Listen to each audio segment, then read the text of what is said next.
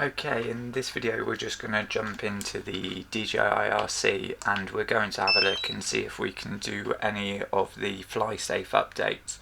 So we're just going to switch the controller on. We haven't got the we haven't actually got the drone switched on. We've just got the remote. So we're just going to jump in and see if there's anything there to update. So you can see the app is starting up, and we're just going to jump into the settings section of the profile. So on this screen here, you just want to jump into profile. So at the bottom, third one on the left, and then you can see in here we've got a settings option just at the bottom. You just have to scroll ever so slightly just to bring it into view.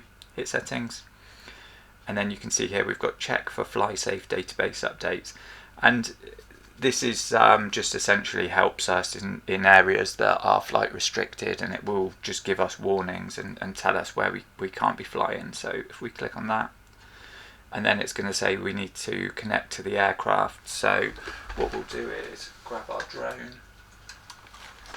and then obviously take your gimbal cover off, leave a bit of room for the props so they don't hit anything.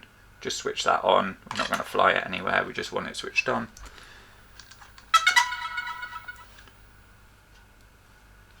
And then we'll just come back and we'll just double check that the drone is connected up.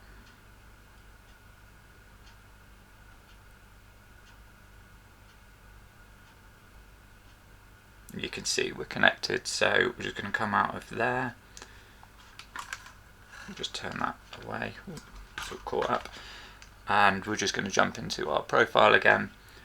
And then we'll come down to settings like we did before, check for FlySafe database updates, and you can see here there's a new FlySafe database available, so we're just going to click on update.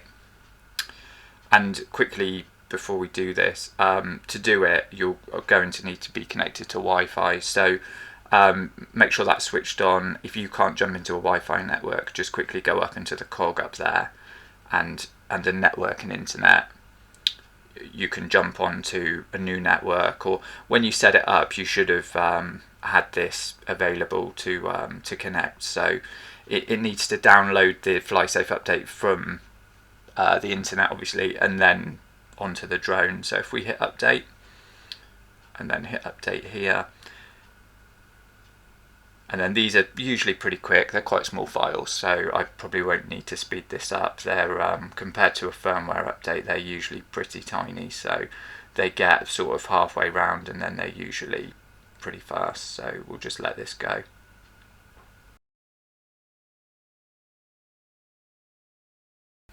Okay, and then our update's been successful, and it's important obviously throughout that process that you just leave everything. You don't want to be touching the drone or anything like that.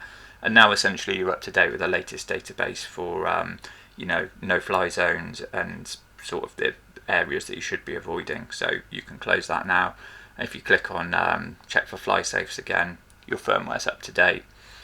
And the one above, we actually did this recently in a video, so that's the handset firmware. So if you want to see how to do that, I'll link to a video up in the corner on that. But hopefully that's been helpful. If it has, give the video a like. If you want to see more content like this, then please subscribe.